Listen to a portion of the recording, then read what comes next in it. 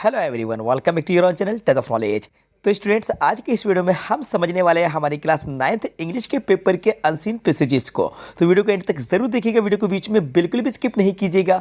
और हाँ स्टूडेंट्स, अगर आप 9th क्लास के स्टूडेंट्स नहीं हैं, इसके अलावा आप किसी भी क्लास के स्टूडेंट हैं, चाहे 8th क्लास के हो या 10th 12th किसी भी क्लास के स्टूडेंट्स हो, तो भी ये वीडियो आपके लिए बहुत ही ज़्यादा इंपॉर्टेंट है, क्योंकि जो अनसीन पैसेजेस मैं आपको एक्सप्लेन कराने वाला हूँ वो तरीका आपको पता चल जाएगा किस तरीके से अनसीन पैसेज को सोल्व किया जाएगा। तो आपको बहुत कुछ सीखने को मिलने वाला है इस वीडियो के अंदर। तो चलिए वीडियो को शुरू करते हैं। तो देखो, फिलहाल मैं आपको बता दूं, ये कक्षा 9वीं का इंग्लिश का पेपर है। तो हम आ जाते हैं डायरेक्टली सेक्शन ए, जो कि हमारा रीडिंग स्किल्स होता है। मतलब यहाँ पर आपको पहले रीडिंग करना होती है, इसके बाद आपको इसके क्वेश्चंस के आंसर्स को देना होता है, जो कि आपको इसी पैसेज में देखने को मिलते हैं। ठीक है, तो सेक्शन ए का हमारा पैसेज फर्स्ट है। तो देखो, पहले हम इस पैसेज को रीड करते हैं, इसको समझते हैं, इसके बाद हम इसके क्वेश्चंस और इसके आंसर्स को भी डिटेल में समझेंगे।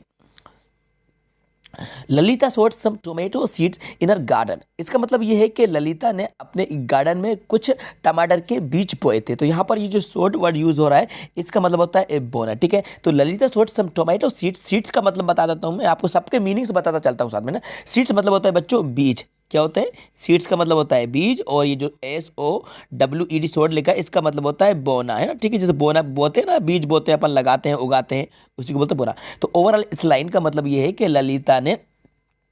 ललिता ने अपने बगीचे में कुछ टमाटर के बीज बोए। ठीक है, the seeds grew into little plants after a few days. मतलब कि वो जो बीज थे कुछ दिनों बाद छोटे पौधों के रूप में बड़े हो गए। ठीक है, the seeds grew into a little plants after a few days. मतलब कि कुछ दिनों के बाद बीज जो थे वो छोटे पौधों के रूप में बड़े हो गए। मतलब कि जो बीज थे वो छोटे पौधे बन गए, मतलब कि बड़े हो गए। ठीक है, शी रिमूव्ड एवरी वीड। मतलब उसने हर एक वीड मतलब होता है खरपतवार, मतलब जो घास फूस उग जाता है ना, तो वो सारे घास फूस को, खरपतवार को क्या कर दिया? हटा दिया। She never allowed any insect near her pet plants.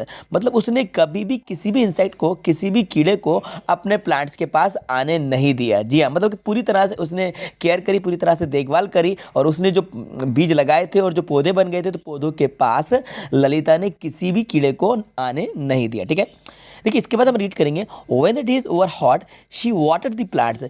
दोस्तों, मुझे पता है आप सब परेशान हो, CBSE ने पैटर्न बदल दिया है हमारा, बट टेंशन मत लीजिए। मजे की बात यह है कि पूरा पैटर्न ऑब्जेक्टिव हो गया, इसलिए हमें करनी है सिर्फ और सिर्फ मॉक टेस्ट की प्रैक्टिस। तो ये एक ऐप है फ्लो, चलो पहले डाउनलोड करो। अब आपको इस प्रैक्टिस सेक्शन में जाना है, और सारे सब्जेक्ट्स के क्लास 12th और क्लास 10th दोनों ही के स्टूडेंट्स के लिए ये एक बनी हुई है, पूरे एग्जाम एनवायरनमेंट की फीलिंग के साथ। इस मॉक पेपर में टाइमर भी लगा हुआ है, तो आपको टेस्ट के एंड पर पता चल जाएगा कि कौन सा सवाल आपने सही किया और कौन सा गलत। हर टेस्ट की अपनी रिपोर्ट जनरेट होती है। दूसरी और ज्यादा इंपॉर्टेंट बात, जिस भी क्वेश्चन में आपको प्रॉब्लम हुई, उससे इमीडिएटली आप इस ऐप पर एक्सपर्ट ट्यूटर से पूछ सकते हो, और 60 सेकंड्स के अंदर एक ट्यूटर आपके साथ लाइव कनेक्ट हो जाएगा, और आप अपना कंसेप्ट क्लियर कर लो। अभी इंस्टॉल करो, और इस बार बोर्ड में आप 100% स्कोर टारगेट करोगे। जब दिन गर्म होते, मतलब कि गर्मी के दिनों में, वो क्या करती? अपने पौधों को पानी देती। शी वाटर्ड द प्लांट्स, मतलब कि पौधों को क्या करती? पानी देती। कौन भाई? Lalita. She put compose under the plants. तो इसको समझते चलिए भाई। ये जो कंपोस्ट है, इसका मतलब होता है खाद। क्या होता है? खाद। तो हमें खाद देना पड़ता है ना भाई। तो वो क्या करती? She put compost under the plants, मतलब के पौधों के नीचे उसने क्या करा? खाद भी दिया। ठीक है, खाद डाल दिया। The flowers grew and became big. तो फूल क्या थे? The flowers grew and became big. तो फूल बड़े हो गए, एंड बिकेम बिग, बड़े फूल हो गए वहाँ पे। मतलब कि वो जो बड़े, मतलब जो फ्लावर्स लिखे हुए हैं ना, the flowers grew and became big. तो बड़े बड़े फ्लावर्स वहाँ पर उग गए। कहाँ पर? वो जो उसने पौधे लगाए थे। The tiny green tomatoes began to show. उसके बाद छोटे छोटे ग्रीन कलर के टमाटोज दिखने लगे। ठीक है, तो अब क्या था? जो उसने टमाटर के बीज लगाए थे, तो वो जो बीज थे प्लांट बन गए। उन प्लांट्स में से क्या हुआ? पहले तो फूल आए, और उसके बाद वहाँ पे क्या दिखने लगा? The tiny green tomatoes began to show, मतलब के छोटे हरे टमाटर्स वहाँ पर दिखने लगे। ठीक है, Lalita and her sister water the plants daily. तो ललिता क्या करती? ललिता और उसकी जो बहन थी, वो पौधों को डेली पानी देती। ठीक है, तो क्या करती? डेली पानी देती। और very large beautiful tomato grew in the plants. एक बहुत ही बड़ा और बहुत ही सुंदर टमाटर वहां पर उस प्लांट में ग्रो हो गया, मतलब कि लग गया। ठीक है, और वेरी लार्ज ब्यूटीफुल, लार्ज मतलब होता है बड़ा। ठीक है, लार्ज मतलब होता है बड़ा, ब्यूटीफुल, एक बड़ा और सुंदर टमाटर जो थे वो एक प्लांट में लग गया। ठीक है, हर फादर सेड। तो उसके फादर ने कहा, मतलब कि ललिता के फादर ने क्या क्या कहा? It is the finest tomato I have I have ever seen, मतलब कि ये सबसे अच्छा टमाटर है जो मैंने अपनी लाइफ में कभी नहीं देखा है। The sisters were very happy, तो वो जो सिस्टर्स थी वो बहुत ज़्यादा खुश थी क्योंकि उनके फादर ने उनकी तारीफ करी और एक बहुत ही सुंदर और बड़ा टमाटर उन प्लांट में उग गया था। ठीक है, ये पैसेज हमने समझ लिया है। अब हम इसकी प्रैक्टिस करेंगे, इसके क्वेश्चंस देखेंगे और इसके आंसर्स को समझेंगे जो कि आपको ईजिली बन जाएंगे। देखो बच्चों, हमारा पहला क्वेश्चन है, ये रहा आपका first question. What did Lalita so in her garden, Lalita ने अपने गार्डन में क्या बोया था? तो प्लांट्स, ट्रीज या ग्रास। तो बच्चों इसका राइट आंसर होगा आपका सीड्स, बी वाला। जी हाँ, उसने बीज बोए थे और वो बीज बोए थे तो बीज प्लांट्स बन गए थे। डायरेक्ट उसने प्लांट्स नहीं लगाए थे, ट्रीज नहीं लगाए थे, ग्रास नहीं लगाया था, उसने पहले बीज लगाए थे तो सीड्स लगाए थे, उसके बाद वो बड़े होके प्लांट्स में कन्वर्ट हो गए थे। ठीक है, तो राइट आंसर होगा हमारा बी वाला।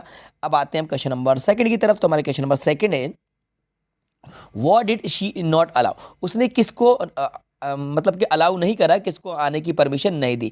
बर्ड्स नियर प्लांट्स, मतलब पक्षियों को, इंसेक्ट नियर प्लांट्स, इंसेक्ट्स को, फ्लाइज को या फिर पेट्स को। तो राइट आंसर होगा हमारा बी वाला। जी हाँ, इंसेक्ट्स नियर प्लांट्स, इंसेक्ट्स मतलब होता है कीड़े, तो उसने कीड़ों को अपने प्लांट्स के पास आने की अनुमति नहीं दी। राइट आंसर क्या होगा बच्चों? बी वाला राइट आंसर है। अब मूव करते हैं क्वेश्चन नंबर थर्ड की तरफ। क्वेश्चन नंबर हमारा थर्ड है, what did she put under the plants, उसने प्लांट्स के अंदर नीचे मतलब क्या रखा?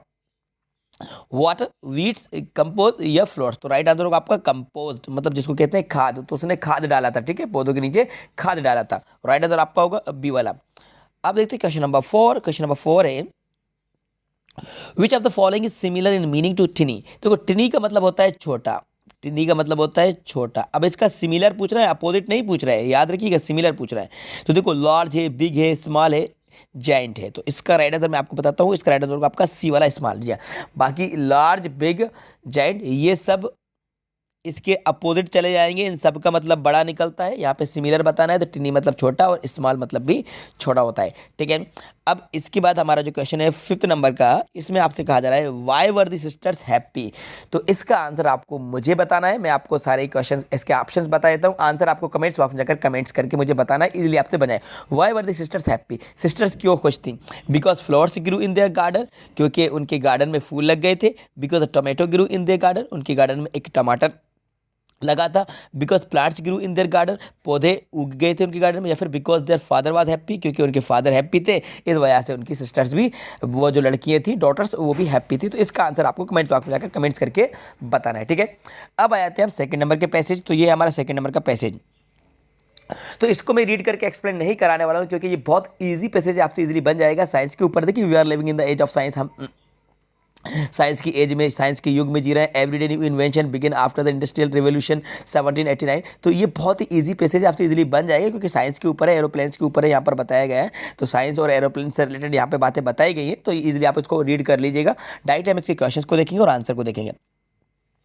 तो देखो, पहला क्वेश्चन है आपका, the scientific invention begin after the industrial revolution. ठीक है, तो देखो भाई, इसका आंसर आपको ऊपर ही मिल जाएगा। देखो ये मिल जाएगा, everyday new invention begin after the industrial revolution of 1789। मिल गया, बस ये लगा दो इसका राइट आंसर। तो इसका राइट आंसर आपका क्या होगा? 1789, मतलब कि सी वाला राइट आंसर है। ठीक है, the cabin for the pilot is in called uh, मतलब कि पायलट का जो केबिन होता है उसको क्या कहते हैं? चलो ये देखो, ये यहाँ पे मिल जाएगा cockpit. The cabin is called cockpit. तो राइट आंसर इसका कौन सा होगा? कॉकपिट कहाँ पे भाई? बी वाला। तो राइट आंसर आपका बी वाला। ठीक है, बी को लगा दीजिए, बी राइट आंसर है। An aeroplane has an engine that is work by, तो इसका राइट आंसर होगा आपका पेट्रोल। आप देख लीजिएगा, आपको मिल जाएगा इजीली तरीके से, मैंने सर्च कर लिया, पेट्रोल राइट आंसर है। फोर्थ नंबर का देखना चाहोगे? चलो मैं दिखा देता हूँ आपको पेट्रोल कहाँ से आया। देखो ये भी देख लो, ये आंसर देखो, the cabin is called cockpit, it has an engine that is work by petrol. ठीक है, ये पेट्रोल आ गया है ना, सारी क्वेश्चंस के आंसर आपको यही मिलेंगे। तो ये पेट्रोल राइट आंसर, तो जो मैंने आपको अभी बता दिया है। ठीक है, ये पेट्रोल है। अब देखिए फोर्थ नंबर का, विच of the following is the fastest means of the transport. तो फास्टेस्ट मीन्स क्या है भाई? एरोप्लेन है, एरोप्लेन के बारे में बात चल रही, तो एरोप्लेन है, राइट आंसर है।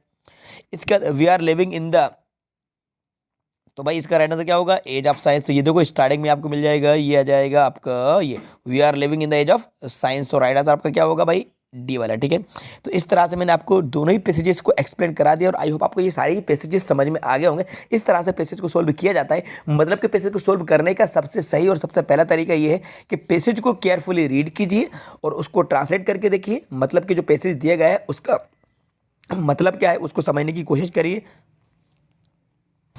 मतलब कि उसको समझिए किस विषय वस्तु पर बात चल रही है, उसके बाद आप क्वेश्चंस को रीड करिए और आंसर्स को आप उसी पैसेज में फाइंड करके बताइए। और अगर आपसे ट्रांसलेशन नहीं बनता है, रीडिंग आपकी बहुत ज़्यादा अच्छी नहीं है, तो फिर दूसरा तरीका मैंने आपको इस पैसेज में बताया हुआ है। ये सेकंड वाले पैसेज में मैंने आपको बताया कि करना क्या है, आपको पहले क्वेश्चन को रीड करना है, क्वेश्चन को रीड करने के बाद उसके आंसर आपको पैसेज में फाइंड करना है। इस तरीके से भी आप पैसेज को सॉल्व कर सकते हैं, लेकिन पहला वाला तरीका ज़्यादा अच्छा है। ठीक है, तो उम्मीद करता हूँ ये वीडियो आपको पसंद आई होगी, तो वीडियो को लाइक करिए, अपने दोस्तों के साथ शेयर करिए, और यदि चैनल पर नए हैं तो चैनल को सब्सक्राइब जरूर कर लीजिए, सो दैट जैसे भी नई वीडियो अपलोड की जाएगी उसका नोटिफिकेशन सबसे पहले आपको टाइम पर मिल जाएगा। Thanks for watching.